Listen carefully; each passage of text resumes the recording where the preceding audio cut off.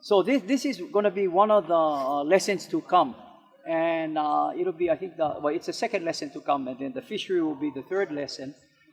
But given the space, the idea behind this is to try and combine a dry mala and a lo'i concept, yeah. A lo'i meaning wetland taro, yeah. Like where you folks are standing is called the Pu'uhonua, for example, which is no problem. But that's what the Hawaiians call a Pu'uhonua, the taro patch bang. So what we did was try to mimic a little version of Waipio Valley, minus the valley. Yeah, but the idea behind this is with one of the students that participated in making all this, Isaiah, he'll share a little bit and give an example of how we connect the math, for example. But in the process of doing this, they learn a tinge of engineering, the whole mindset behind engineering, lay of the land, which would be the topography. How do you level a patch? So, Isaiah, you say a few things, like how did we do the math on this? How do you figure out come over here so they can hear. So you can point, you can show. Yeah, go ahead. Share how you came up with figuring out the square feet. The length times width. The length times the width. So,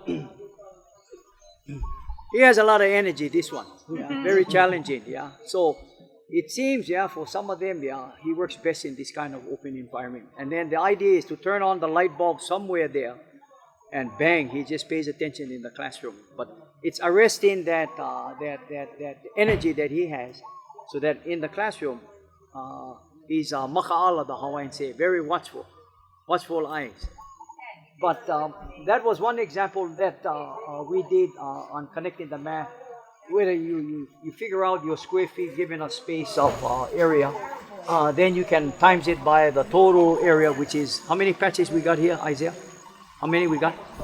7.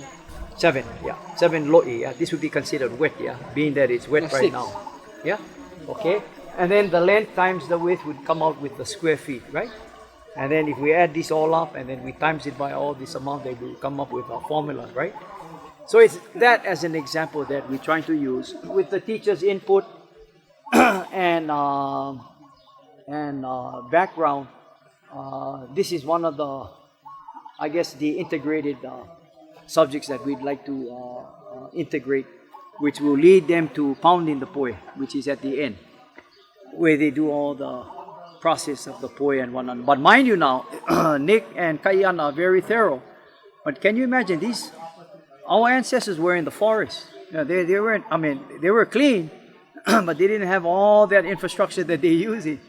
Yeah, it was very, very crude, you know. So that's one thing that we'll do eventually.